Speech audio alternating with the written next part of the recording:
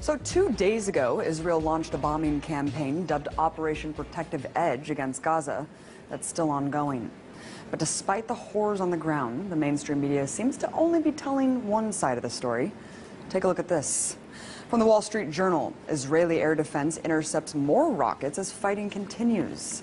And the LA Times goes on to declare that Palestinian rockets reach farther into Israel. And lastly, the New York Times makes it seem like there's an equal playing field by stating Israel and Hamas simply exchange fire. Well, I guess I really can't expect more from a media apparatus that essentially works as stenographers for the U.S. government. Let's take a listen to what the issue is being framed by the White House. We strongly condemn the continuing rocket fire into Israel and the deliberate targeting of civilians by terrorist organizations in Gaza. No country can accept rocket fire aimed at civilians, and we support Israel's right to defend itself against these vicious attacks. At the same time, we appreciate the call that Prime Minister Netanyahu himself has made publicly to act responsibly. Wait, what? Acting responsibly? I must be in the twilight zone, because to me, the collective punishment of an entire population is the opposite of responsible. So, what's the reality on the ground? Well, just in the last 24 hours, Israeli forces have conducted airstrikes that have struck 160 sites in Gaza, according to the IDF. In total, 550 sites have been bombed. And considering the fact that Gaza is one of the most densely populated places on Earth, with over 1 million inhabitants, any aerial strike conducted in the region almost certainly means civilian deaths.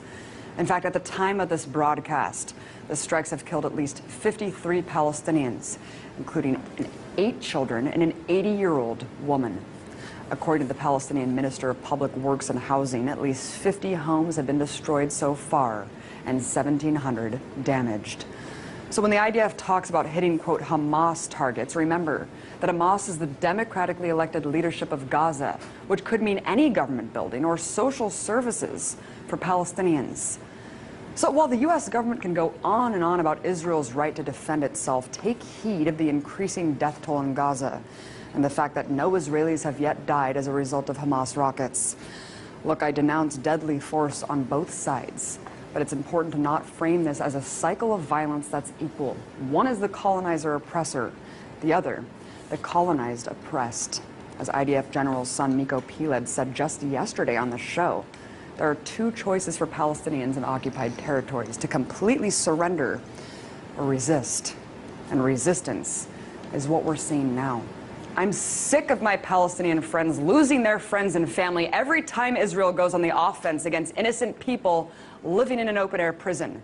So if demolishing homes, conducting mass arrests, and bombing civilians is, quote, responsible, I shudder to think how many people have to die in order to define irresponsible.